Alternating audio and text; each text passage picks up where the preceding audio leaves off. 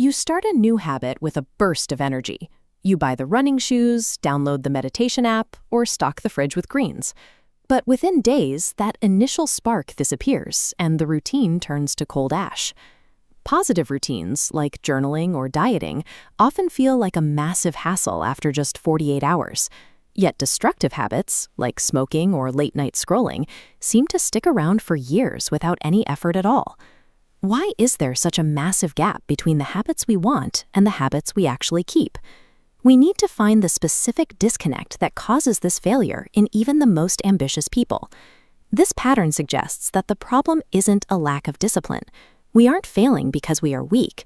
We are failing because we are building our habits on a framework that wasn't designed to support them. To see where that framework breaks down, we have to look at the 3 concentric circles of behavioral change. The outermost layer is outcomes. This is what you get.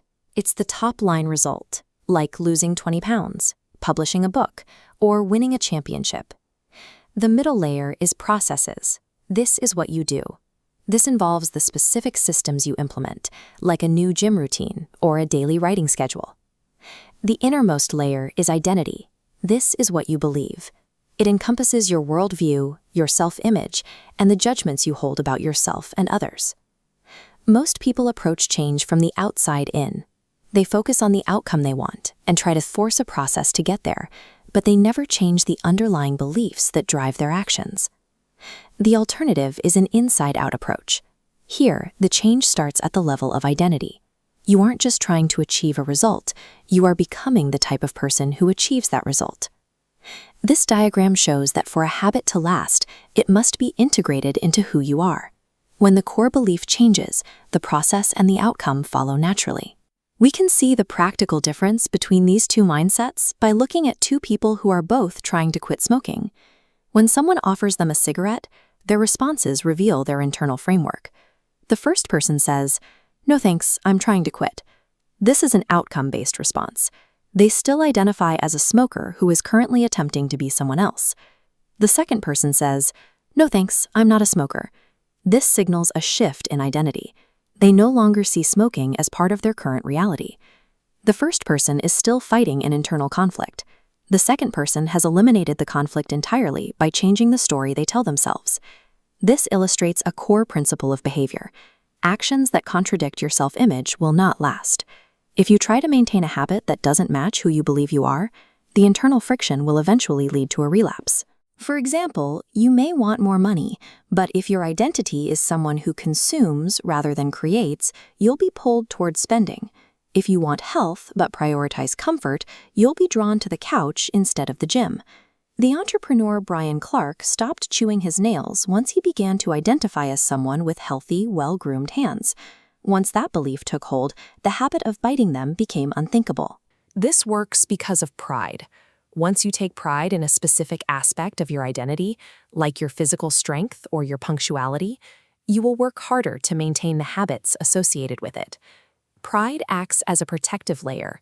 It makes the habit feel less like a chore and more like a core part of who you are. When a goal is tied to your identity, it stops being a temporary project and becomes a self-image you are motivated to defend every day. If our identity is the driver of our behavior, we have to ask, where do these beliefs about ourselves actually come from? The Latin roots of the word identity give us the answer. It comes from essentitas, meaning being, and identitam, meaning repeatedly. Your identity is literally your repeated beingness. No one is born with a set of preset beliefs. Every belief you have about yourself was learned through experience. Think of actions as a voting mechanism. Every habit casts a vote for the type of person you are. Writing a page is a vote for being a writer. Practicing an instrument is a vote for being a musician. As evidence builds, your self-image changes. In a 2026 work environment, reacting instantly to every digital ping or AI notification casts a vote for a reactive identity. You are training yourself to be someone who is constantly interrupted. But by blocking out hours for deep work and ignoring those pings, you cast votes for the identity of a focused, strategic creator. Real change doesn't happen overnight. It is a micro-evolution that occurs habit by habit, vote by vote. This framework shifts the entire focus of self-improvement. The goal is not to read a book, but to become a reader. The goal is not to run a marathon, but to become a runner. Identity change is the primary objective of any habit you want to keep. To recap, first understand the 3 levels of change: outcomes, processes, and identity. Second, focus on who you wish to become instead of what you achieve. Third, remember that your identity emerges from your habits as votes. And finally, be willing to continuously edit and upgrade your beliefs as you grow. This inside-out framework ensures your daily actions are aligned with your internal story, making long-term growth a natural byproduct of your self-image. You can start this process today using a simple 2-step blueprint. Step 1.